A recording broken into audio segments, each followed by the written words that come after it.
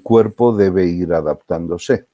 Uno de los mecanismos importantes de adaptación son los reflejos, y para lo cual el cuerpo humano ha constituido lo que se llama el arco reflejo, que es una respuesta inmediata, prácticamente inconsciente, ¿no? Aunque podemos hacer posteriormente, después de ocurrido el reflejo, nosotros podemos tomar conciencia de lo que ha ocurrido, pero por definición, un arco reflejo es una respuesta inconsciente del cuerpo. Existen mecanismos de tipo arcos reflejos como mecanismos de adaptación a los cambios que puedan suceder por influjo del medio interno y del medio externo. Entonces, un arco reflejo es aquel estímulo que nace de la superficie del cuerpo y que tiene una neurona aferente, que es la que lleva el estímulo, eferente, que lleva el estímulo desde la parte externa del cuerpo hasta hace una sinapsis, puede hacer también antes de llegar a la médula espinal, y de la médula espinal atraviesa la médula para luego establecer una conexión con el sistema, un sistema neuronal de salida, que es el sistema eferente. Este sistema eferente básicamente es motor de respuesta, ¿no? De respuesta que tenemos para poder modificar, por ejemplo, cuando nos quemamos la piel, inmediatamente retiramos el brazo, la zona donde ha sido el estímulo, para luego constituir la respuesta que se va a dar. Los reflejos están, digamos, estructurados para ser de respuesta de reflejos superficiales y de respuesta de reflejos musculocutáneos. Los reflejos superficiales son aquellos que responden precisamente a todos los grupos de centros en la piel, en la cual nosotros tenemos pues los núcleos o los receptores de presión, de dolor, de calor, los cuales lo que hacen es estimular para poder constituir un mecanismo de recepción de estímulos para luego condicionar la respuesta. También es importante que semiológicamente nosotros podamos conocer, que ustedes ya lo han pasado el semestre anterior, bueno, más que semestre anterior, han pasado en lo que es habilidades, y lo importante es que ustedes tengan un conocimiento de la vía que se utiliza para poder constituir este arco reflejo. Y dar algunos ejemplos de algunas enfermedades que se pueda dar. Y entonces, ¿qué es un reflejo? Es una respuesta motriz, secretoria o nutritiva, que es independiente de la voluntad, provocada inmediatamente por la aplicación de un estímulo adecuado, pudiendo ser o no consciente. Si la respuesta al estímulo no es inmediata, no puede considerarse el acto como reflejo. Entonces, estas son las condiciones para poder definir lo que es un reflejo. Es una respuesta motriz, secretoria o nutritiva. Quiere decir que puede condicionar movimiento, puede condicionar secreción de sustancias o puede condicionar una respuesta anabólica, ¿no? Y por lo general el reflejo es independiente. Entonces, los reflejos son respuestas motoras involuntarias a estímulos sensoriales o sensitivos de diferente calidad. El arco reflejo está constituido, es la vía nerviosa que controla el acto reflejo, consta de un receptor sobre el cual actúa el estímulo, una neurona aferente y una eferente y un efector. Es decir, generalmente es un grupo muscular el que termina dando la respuesta, ¿no? El arco reflejo entonces está constituido de un centro situado en la sustancia gris del sistema nervioso central. El cuerpo celular de la neurona eferente está situado en el asta anterior de la médula, ¿no? Entonces, la prolongación central de la neurona aferente hace sinapsis a nivel de la médula y la rama eferente, que puede partir también del sistema nervioso central al órgano efector, al músculo o a una glándula. Eso quiere decir que el arco reflejo puede ir solamente llegar el estímulo a la columna, a la médula, y luego condicionar una respuesta inmediata mediante el sistema aferente. Y entonces, el sistema eferente.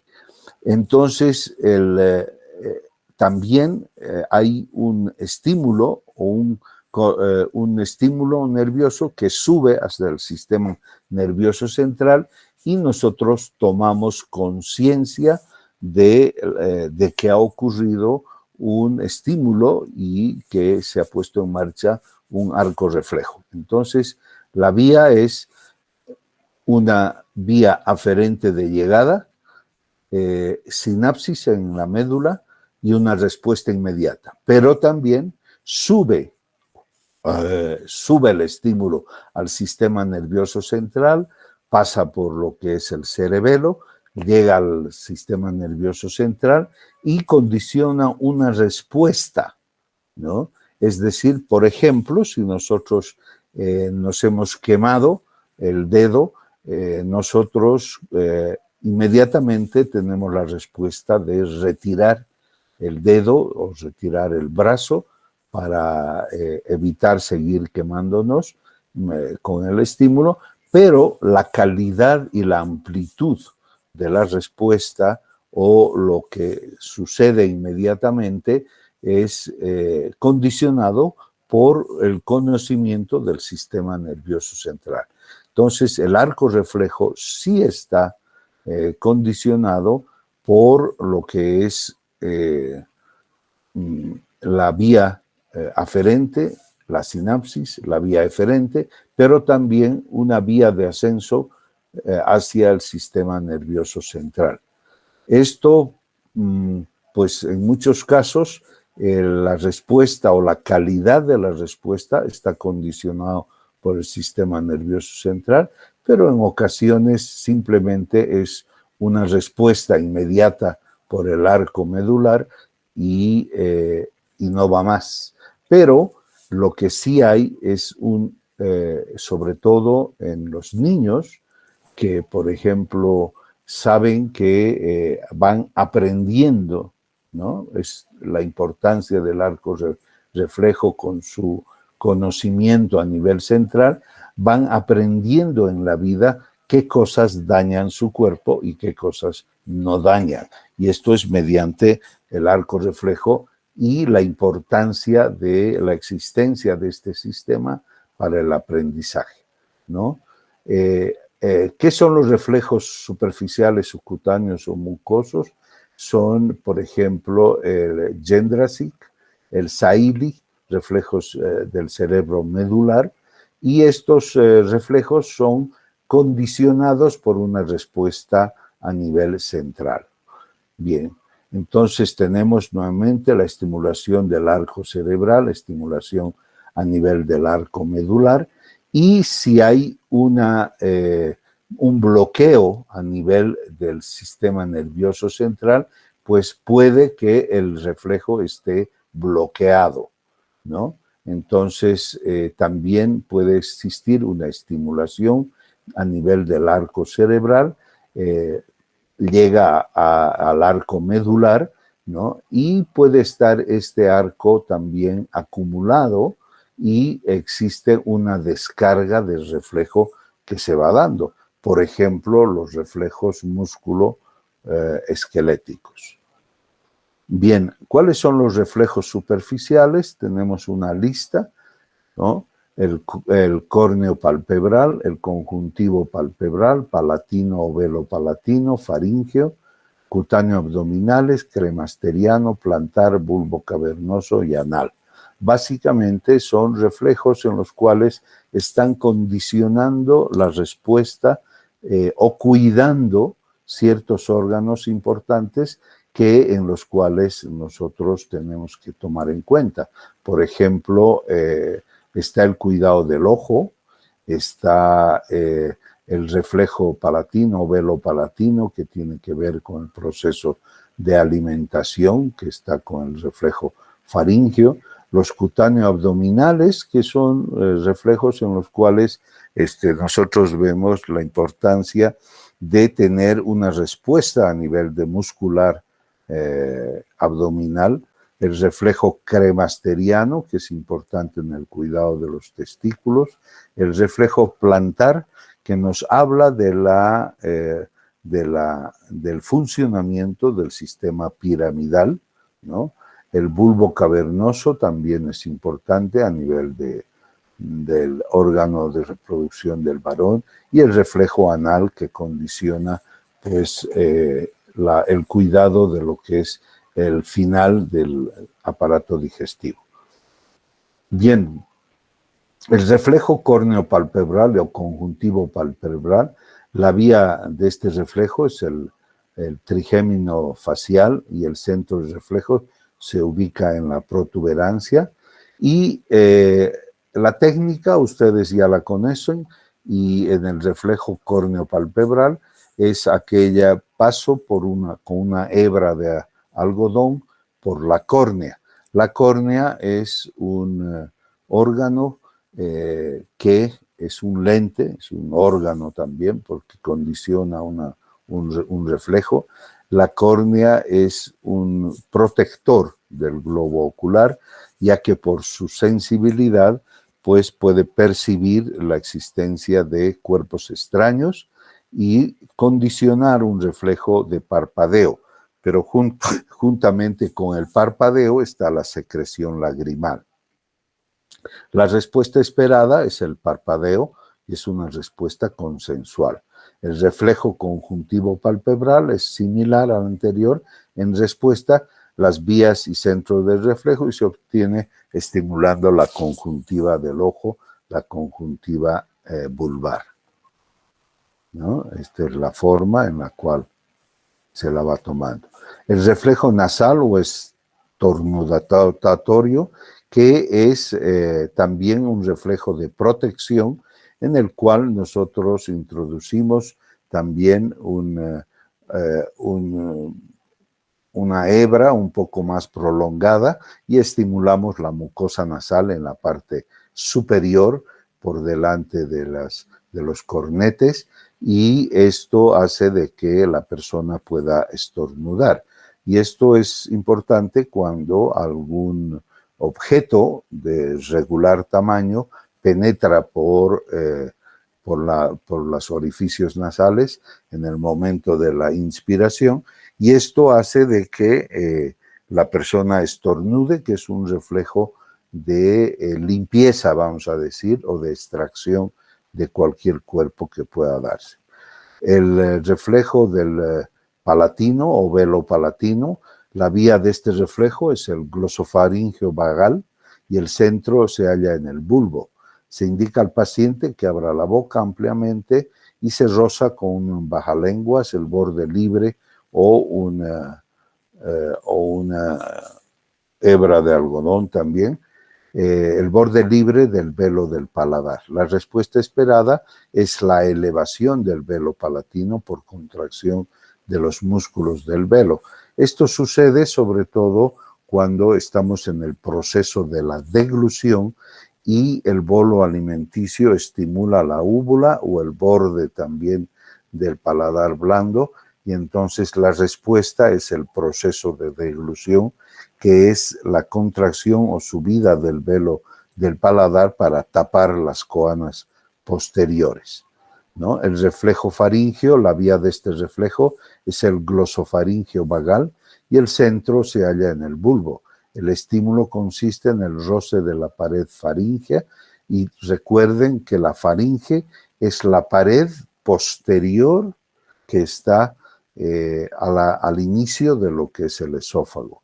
Entonces es también parte de lo que es el proceso de la deglución y cuyas alteraciones son pues las disfagias nerviosas, ¿no? El estímulo consiste en el roce de la pared faríngea con el extremo del bajalenguas. La respuesta es la contracción de los constrictores de la faringe acompañada de una sensación nauseosa. Esto hace de que cuando estimulamos la pared de la faringe es como si el bolo llegara a la faringe y se abre lo que es el esfínter esofágico superior. Existe un deseo, una reacción nauseosa, pero también contribuye al cierre de lo que es la vía anterior de paso, que es la elevación también va a acompañar a la elevación del paladar blando, ¿no? Y el cierre de la glotis y de la epiglotis. Los reflejos cutáneo abdominales se aplican por encima del ombligo, a nivel de este y por debajo. Hay los reflejos cutáneos abdominales superior, medio e inferior. El superior está inervado por el segmento dorsal 7 y 8, el medio el segmento dorsal 9 y el inferior el segmento dorsal 11. Esta investigación tiene por objeto el poder constatar el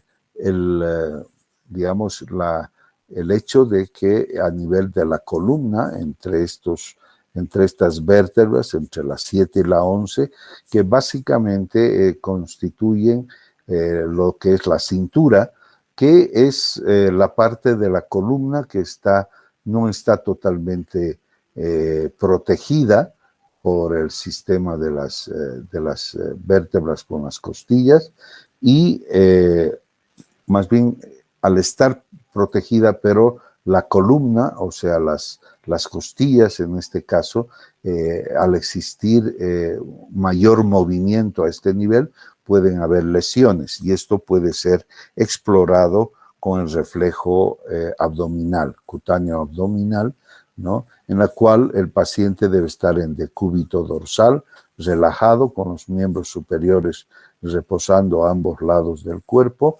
El estímulo consiste en el desplazar de afuera hacia adentro con la punta roma sobre la pared del abdomen, tanto por encima del ombligo, a la altura del ombligo o por debajo del abdomen. La respuesta esperada es la contracción de los músculos de la pared abdominal homolateral y el desplazamiento del ombligo hacia ese lado.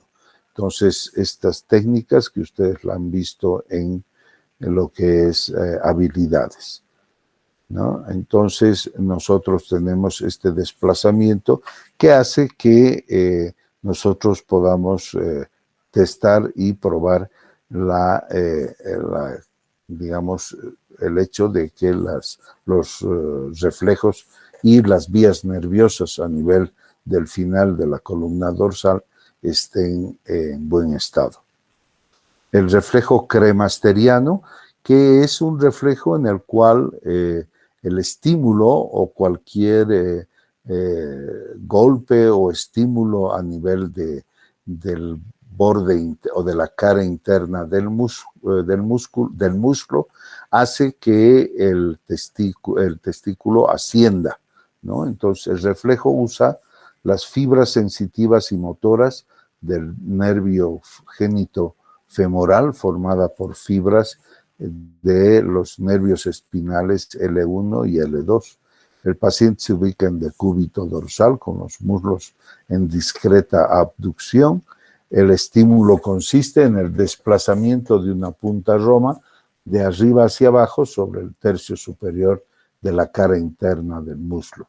Se produce la contracción del músculo cremaster homolateral con la elevación del testículo hacia ese lado. El reflejo plantar, que corresponde que está inervado a nivel segmentario por fibras sacras 1.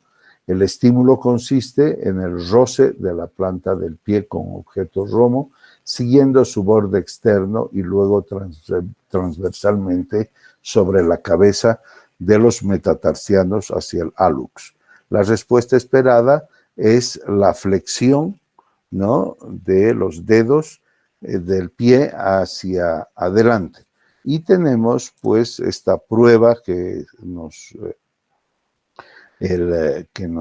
indica la integridad de la vía piramidal, en la cual al realizar este reflejo los dedos se abren en abanico, ¿no? Entonces, este reflejo de Babinski, que es, bueno, uno de los que más se utiliza en la época de aprendizaje de la medicina, es importante porque nos está calificando la integridad de la vía piramidal, ¿no? Los reflejos superficiales de los miembros inferiores, está el reflejo plantar, ¿no?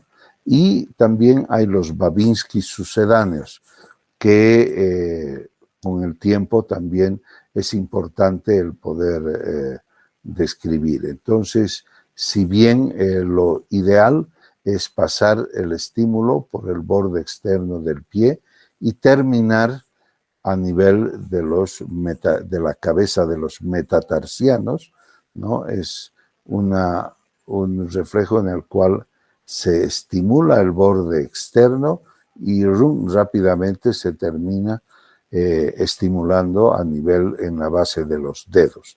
La respuesta es la contracción, pero si hay una respuesta con apertura de los dedos en abanico, entonces el Babinski es positivo y eso quiere decir que hay una lesión de la vía piramidal.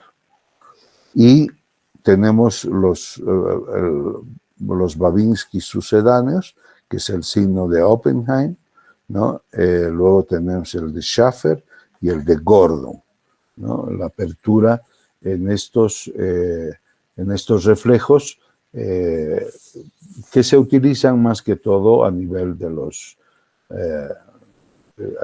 neurología. Nosotros como médicos generales debemos dominar lo que son el reflejo básicamente de Babinski.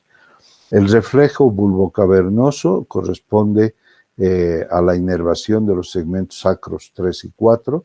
El estímulo consiste en ejercer una presión con un objeto,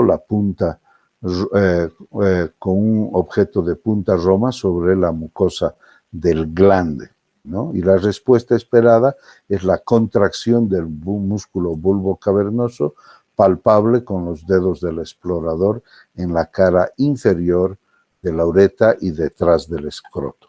Entonces, cuando nosotros estimulamos a nivel del glande, de la cabeza, tiene que haber una contracción de los músculos inferiores del pene y también detrás del escroto de los músculos perineales.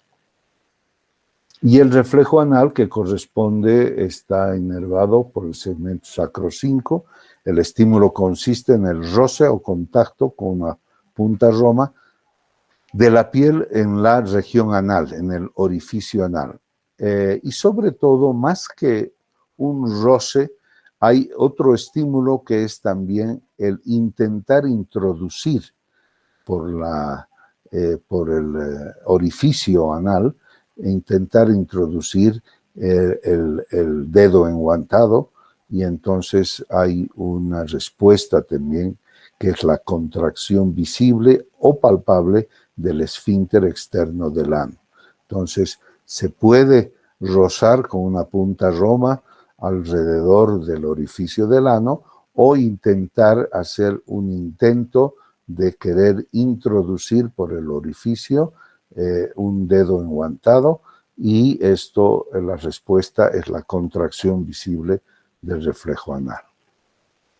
Bien, entre las alteraciones generales de los reflejos está la atenuación o abolición por interferencia en suspersión aferente o eferente, lesiones de la vía piramidal. Ahí puede haber una exageración, generalmente de carácter funcional en sujetos ansiosos o pusilámines, o la inversión de particular importancia en el reflejo plantar, es decir, que en lugar de contraer los dedos, estos se abren. Entonces, son las principales alteraciones de los reflejos superficiales en cuanto a la atenuación, abolición, la exageración o la inversión. Bien, ¿qué son los reflejos patológicos?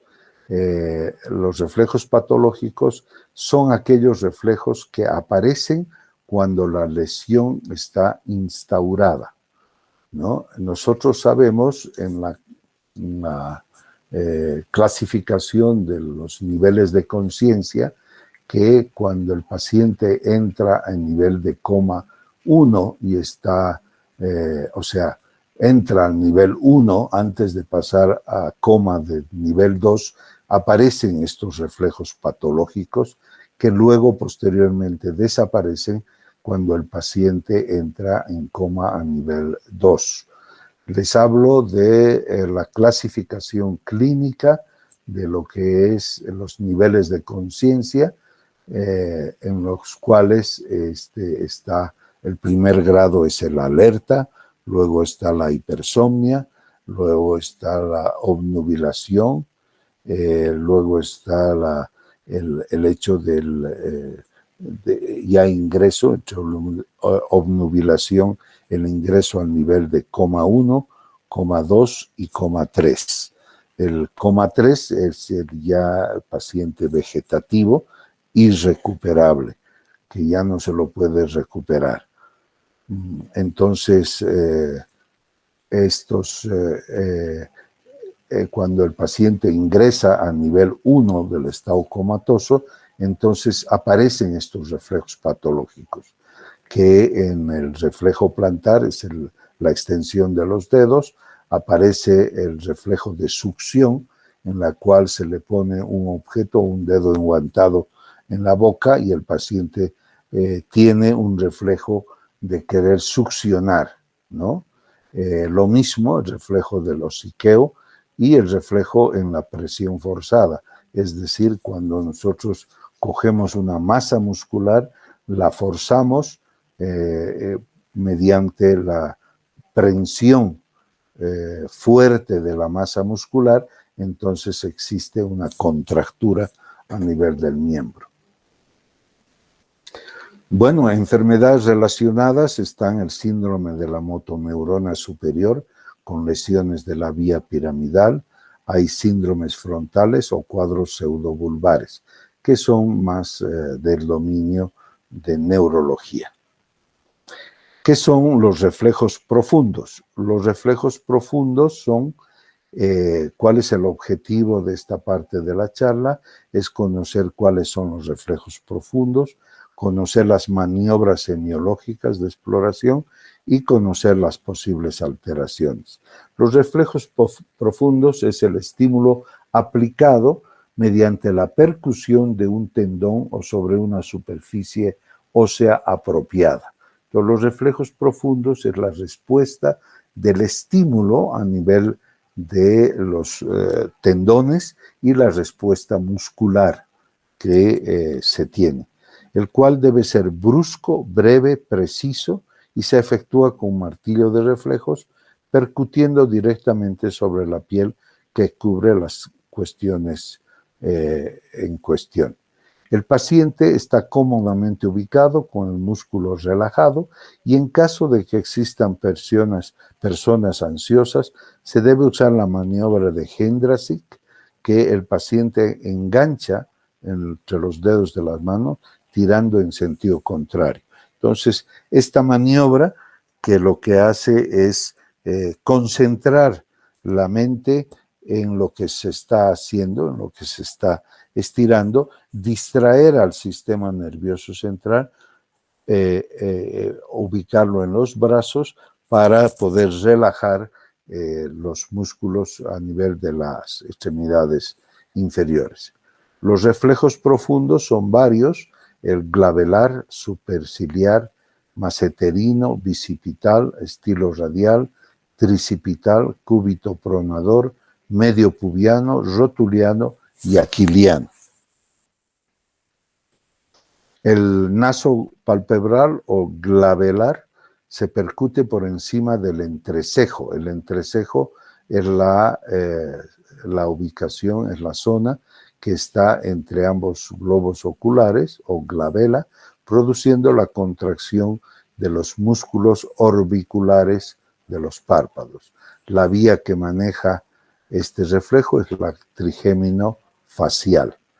El reflejo superciliar se percute inmediatamente por encima de la mitad de la arcada superciliar, ¿no? Como indica en la flecha, pequeños golpecitos, y se obtiene la contracción de ambos orbiculares de los párpados.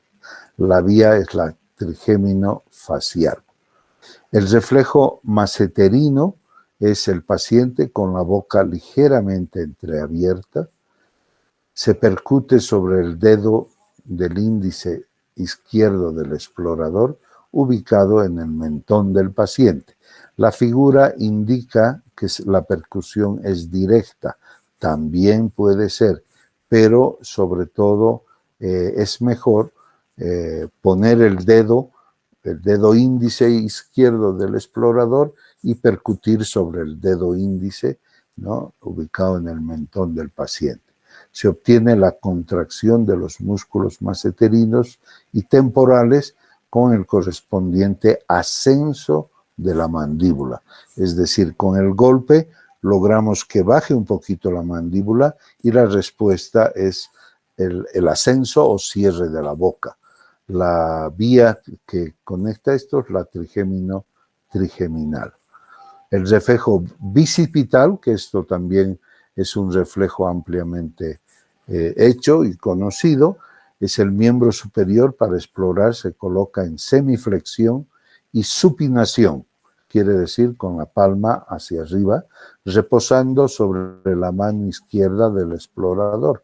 Como indica la figura, entonces la mano del explorador, el codo del paciente está ubicado, y hay que tener cuidado de que nuestro dedo pulgar debe estar sobre el tendón del bíceps, y ahí es donde debemos percutir, y la respuesta es el ascenso del antebrazo. Se percute sobre el tendón del bíceps y del braquial anterior, se produce la flexión del antebrazo sobre el brazo por contracción del bíceps y del braquial anterior. Corresponde a un nivel segmentario C5. El estilo radial, que es más difícil de obtener, pero sí es posible, la ubicación del antebrazo reposando sobre la mano izquierda del explorador y dejando caer la mano sin ningún tipo de contracción. Entonces, la percusión a nivel del estilo radial. Se coloca el miembro superior en ligera flexión con un borde cubital de la mano del paciente reposando sobre la mano izquierda del explorador. Se percute sobre la apófisis estiloides del radio, en la que se inserta el tendón del supinador largo. Se produce la ligera flexión de los dedos y de la muñeca y una discreta supinación. Está manejado por los segmentos C5 y C6. El reflejo tricipital, que también se lo obtiene con relativa facilidad, se coloca horizontalmente el brazo del paciente de tal modo que descanse sobre la mano izquierda del explorador. Se percute el tendón del tríceps. Se obtiene la extensión del antebrazo del brazo por la contracción del tríceps. Esto está ordenado y está manejado por los segmentos C6 y C7. Este reflejo también fácilmente se lo puede obtener de esta manera. El cúbito pronador, más difícil todavía, se ubica al antebrazo ligeramente flexionado en pronación, con las manos descansando sobre el muslo o sobre una superficie firme. Se percute la porción inferior del cúbito inmediatamente por encima de la apófisis estiloides. Se produce la pronación, o sea, es hacia abajo del antebrazo y una ligera abducción. Corresponde manejado por el segmento C8. El reflejo medio pubiano, que es la percusión en la sínfisis del pubis, y corresponde en particular tenemos y la abducción de los muslos. Se obtiene la contracción de los músculos del abdomen. Entonces, con la percusión sobre la sínfisis del pubis y sobre todo la contracción de la porción inferior del recto anterior y la aducción de los músculos, o sea, estos se cierran como un reflejo de protección. Corresponde a los D11 y D12 y también en la zona L1 y L2 en la zona crural. El reflejo rotuliano, que este sí es ampliamente conocido y hecho, el paciente al borde de la camilla con las piernas colgando, no debe estar la planta del pie tocando absolutamente nada, se percute sobre el tendón rotuliano y hay una contracción de lo que es el cuádriceps y por lo tanto existe un simulacro de patada, ¿no? Con una extensión de la pierna hacia arriba. Esto está controlado por los nervios L3 y L4. La abolición o atenuación de este reflejo es conocido como el signo de Westphal. Y este reflejo es el que más se favorece con la maniobra de Jędrusik, en la cual la persona coge en arco ambas manos y tira hacia los costados. Esto es importante el reconocer. Y el reflejo aquiliano, que también es ampliamente conocido, fácilmente obtenido, el paciente arrodillado al borde de la silla, con los pies colgando hacia afuera, y después de flexionar ligeramente el pie, o sea, hay que poner un poquito, estimular mediante la flexión dorsal del pie, y luego se percute sobre el tendón de Aquiles. Se produce la extensión del pie sobre la pierna por contracción de los gemelos y el sóleo. Corresponde o está controlado por los segmentos S1 y S2. Entonces, nosotros tenemos algunos datos o tips, ¿no? Donde la alteración del reflejo, a qué patología puede corresponder y qué trastornos puede producirse. Cuando hay una ausencia de un reflejo individual, pues debemos pensar en la alteración en la conducción de la raíz nerviosa respectiva. La causa más frecuente de ausencia es una radiculopatía. También se debe considerar la posibilidad de una mononeuropatía. Si hay un incremento del reflejo tendinoso, puede ser una lesión de la primera motoneurona o lesión del tracto piramidal, generalmente que ocurre en los accidentes cerebrovasculares, presencia de tumores, traumatismos cráneoencefálicos. Ausencia del reflejo aquiliano. Esto es una alteración del círculo de la raíz nerviosa S1 hacia la médula espinal. La pérdida bilateral es más frecuente en la neuropatía periférica. Entonces, el reflejo aquiliano es muy importante el que nosotros sepamos producir porque es tal vez uno de los reflejos que más se altera cuando hay una neuropatía periférica, sobre todo en diabéticos. También puede ser dado por una radiculopatía S1 cuando hay una pérdida unilateral, o sea, de un solo lado. Cuando hay una disminución o ausencia de todos los reflejos, hay alteración de las raíces nerviosas, de los nervios periféricos, y sobre todo esto ocurre en las neuropatías generalizadas.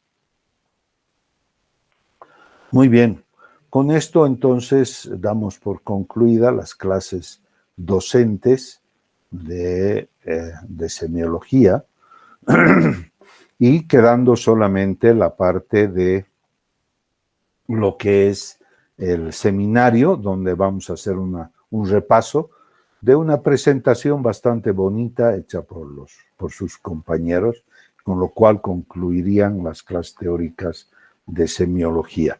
Espero tener la presencia de todos ustedes en el seminario para dar una clausura total, una clausura oficial de las clases teóricas y prepararse ustedes para los exámenes. Muy bien, no sé si hay alguna pregunta, consulta que quieran hacer. Caso contrario, nos despediríamos y nos veríamos el día viernes en las aulas respectivas. Muy bien. No hay nada, entonces, muy bien, hasta luego, que les vaya bien. Gracias, doctor, hasta luego.